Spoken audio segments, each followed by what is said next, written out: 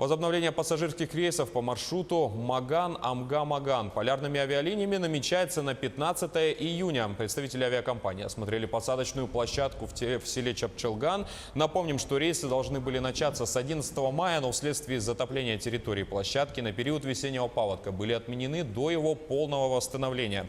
Сейчас же представители авиалиний отметили, что площадка находится в хорошем состоянии, установлены знаки и ветроуказатели. Регулярные пассажирские рейсы по направлению Маган-Амга-Маган будут возобновлены после подписания акта приемки посадочной площадки.